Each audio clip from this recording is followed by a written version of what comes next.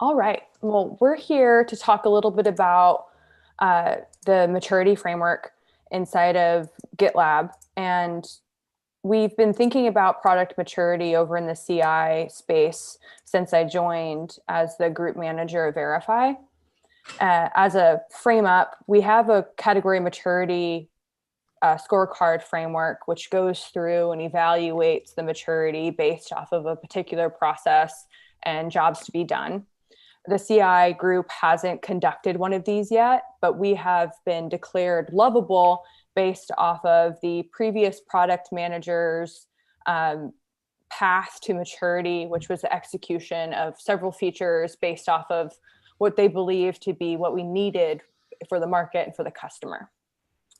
As I'm starting to interview users at very large accounts and enterprises, they're either GitLab CI users for just their developers and small teams and are having a trouble necessarily adopting throughout their entire organization, or some of them are only source code management customers and are having a hard time adopting CI.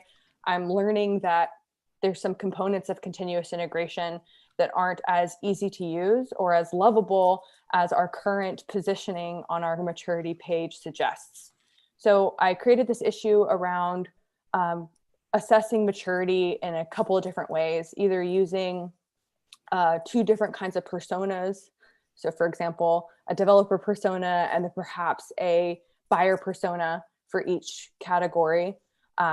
Or another option would be to use usage as an indicator for maturity. I wanted to get your thoughts, Sid, as we start to brainstorm this idea. Thanks for that. Yeah, we've changed the definition a few times, and as we changed it, we made things gray because they weren't updated according to the new definition and things like that. And I think it's distracting from what we really need to do. We need to make sure that things have a lot of users, that they have a lot of paid users, that we are aware of the top issues, that we have a good direction, that we have good documentation, the appropriate amount of people are working on them. We've defined the right use cases. We have figured out where the revenue is coming from. I think I've defined a bunch more that are not in the spreadsheet. So I'm missing what I put on in the product scaling meeting, including that it's owned by default. It's working by default in the CE installation. It's working by default in the EE installation. It's working by default in the GitLab chart. It's working by default in GitLab.com. A whole bunch more things. I think that's important that we have visibility of that. And then, can I ask a clarification on this on sure. by default? So on by default is like a feature by feature basis. It's not categorical. So how would we assert the on by default for an entire category when it's based off of all the features that are within the category? Yeah, you can do the best case, you can do the worst case, you can do the average. I don't know. But right now, even whatever you pick, right now there's no overview. I think the way I look at it is, if there is a primary job to be done in a category, are we enabling that job to be done by default? Now, that might need 3 features to be turned on by default, 1 feature to be turned on by default, all features to be turned on by default, right? But can the primary job to be done, at least in some small way, working by default? That works.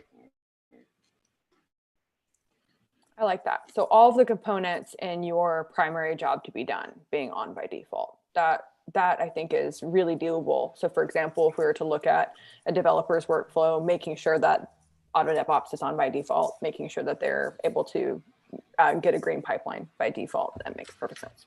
Yeah, and I wouldn't say like every single feature has to be turned on by default, because that may be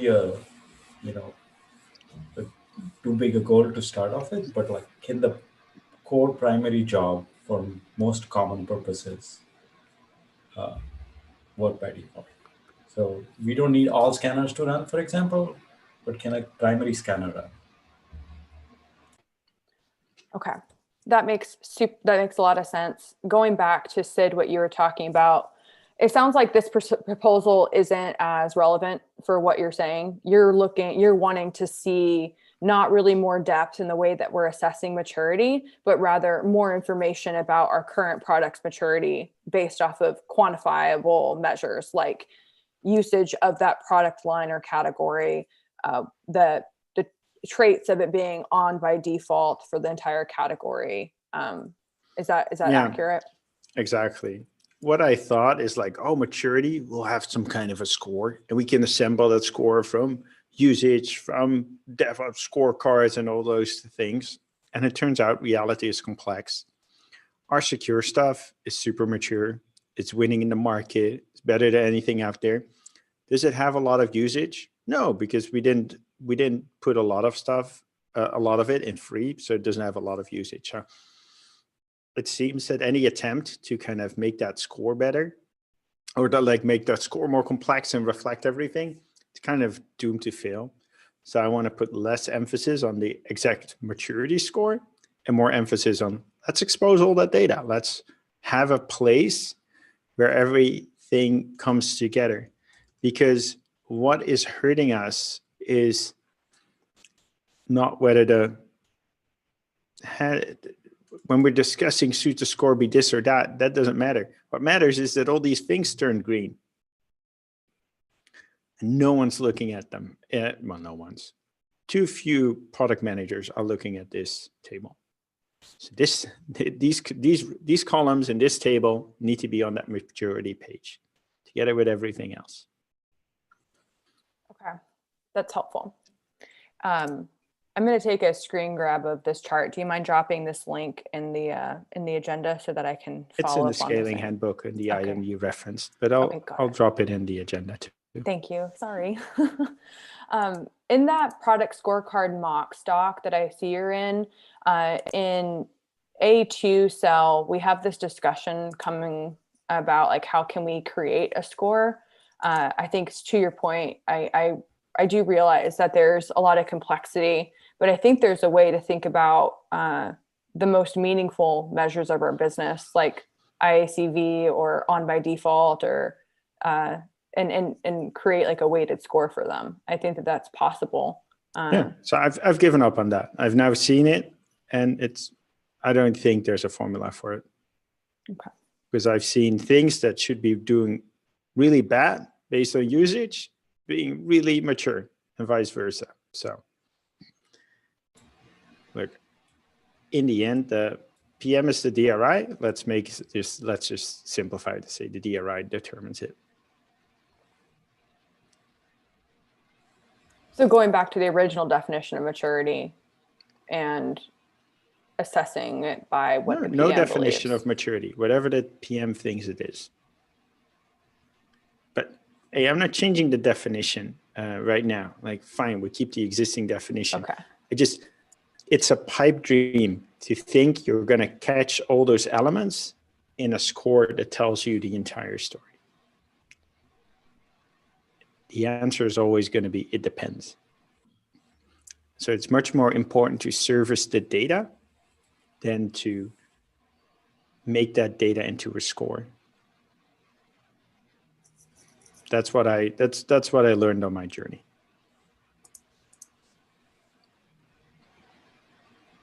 Okay. That's all I have. Farnoosh, Anoop, do you have questions, thoughts? No, I think that makes sense to me. Yeah, no, I don't have anything to add. I do think that, Jackie, in terms of your proposal, that we do think about where personas fit in to how we're thinking about maturity. I do think that we can have some more conversations around that and see what problem you're ultimately trying to solve, and if there's different ways to get at it, even if we don't want to change the definition of maturity. But in general, I'm on board, and I agree that we need to surface the data and take it from there. So Yeah, I see that there's two distinct things that we're trying to accomplish. There's this, how do we add depth to our maturity without causing confusion on the maturity page, so that we're able to adequately meet the market needs without falling under this protection of it being a lovable maturity, because that's where we don't have this path forward with CI and pipeline authoring as explicit as we do in other stages that aren't lovable, because there isn't a required maturity plan with lovable products because it's already at the highest maturity. So how do we tier maturity in a way to make it so that we still have a maturity plan for lovable groups? And then there's this broader idea of how do we bring visibility into the product health for executive leadership? And maturity is one piece of that product health. And it's an aggregation of a bunch of information that should be a part of the product manager's sensing mechanisms and how we execute our vision. Yep. Well said. So thank you for bringing forward this proposal, because this is a great conversation. Okay, so I have one. I think I lied when I say I didn't have anything more to add. After Jackie, you restated the items. Like here, I think your specific proposal was to have this half lovable heart, one part is for one persona and the other. I have a slightly different proposal for you because it shows like it's half lovable, which is probably not what your intention was. It's likable. Yeah. I would be fine if this heart is fully filled out and then there is another heart on the side, which is for the secondary persona. And if we have a tertiary persona, there are 3 hearts, and that heart is not fully visible, but it's partially visible so that it doesn't feel like we are giving stars with hearts or something like that. And I think that can be independently done regardless of the at a glance. The at a glance dashboard is super helpful from a portfolio perspective because it shows inputs and outputs, right? So the inputs are we following the principles? What is the investment in terms of team members that we're putting into this?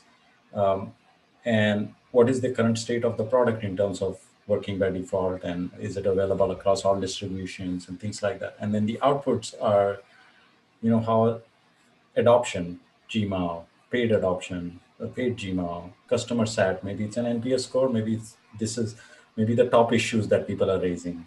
And then the future, right? What are we going to do about it? So it shows both the inputs and outputs together in the same place, so we can see if the inputs, we can see some patterns, right? And then ask the right questions, and then the PM can then have the real context to actually tell us where things are going. That makes perfect sense. As for making a new, like, Jackie, are there products that are better? Are there CI products that are more loved than GitLab? I think when you say loved, it's that the definition of that is challenging, because they're absolutely loved by engineers and absolutely loved by teams of 10 or 20 that are working individual projects. But the minute that we start to go into this area of people managing developers or directors, it's not as lovable. And they have a lot of things to say about why they don't want to purchase up-tiered value of our CI functionality, because it's not necessarily usable. And that's why they're still using a not lovable product like Jenkins. But they don't want to work off of that. I think, look, if it's not good enough, put it back to complete. I wouldn't in the end, there's infinite amounts of maturity.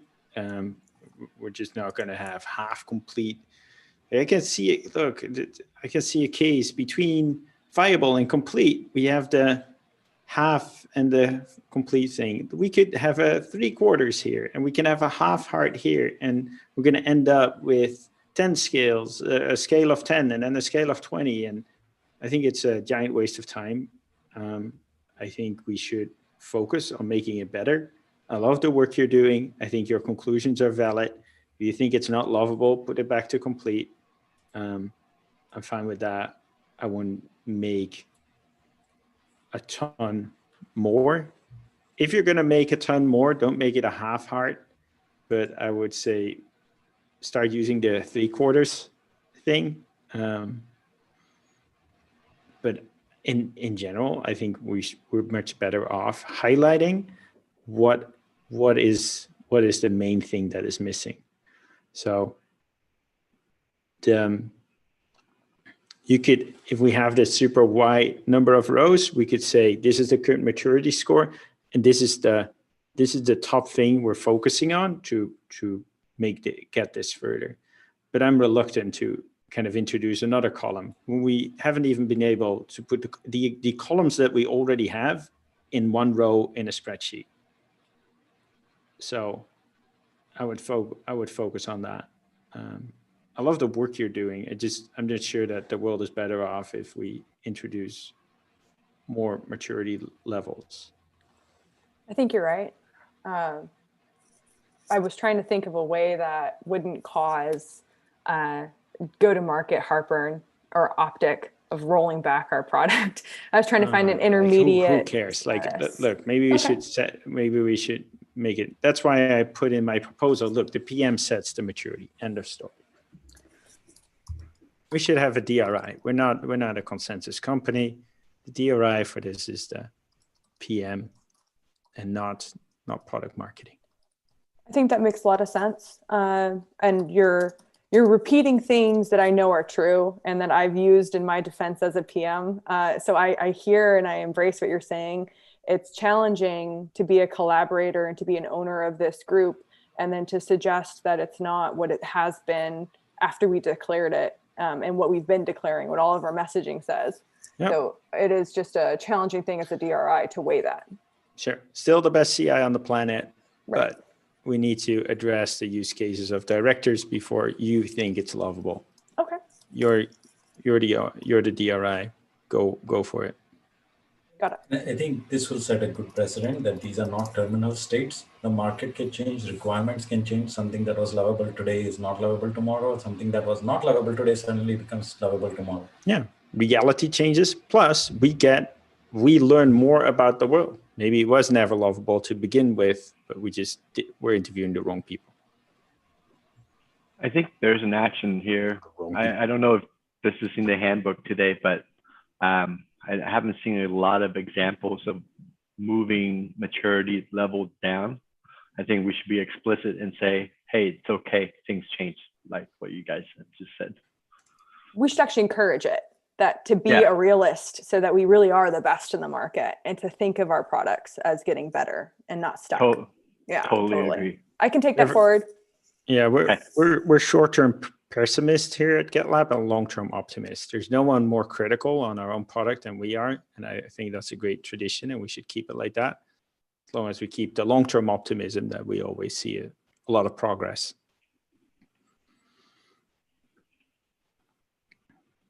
Thanks, Kevin. Awesome. Anything else? I know that we're coming up on our time. For Noosh is going to work on the giant row, and then Jackie, probably we can make this change already. It would be just removing the definition and say the maturity is whatever the PM says it is. It's going to be an MR that Eric and the whole UX team probably want to have a look at, because their score used to be leading there. But you can do that, but you can also not do that. I think probably getting the entire row is a better thing, because then we can prove, like, look, there's no way to score all of this. Let's give up. Yeah, I think I think maintaining the current category maturity scorecard process and framework for UX is helpful for a number of reasons. As we move incremental up to complete, it's a little bit more challenging in complete to lovable or lovable being maintained. So I'll work with UX on that side, and then support for Anusha. She needs it on her row. Okay. Feel free to do nothing. Feel free to do as you please. I don't have a big opinion. Sounds good. Cool. Thanks, everyone. Well.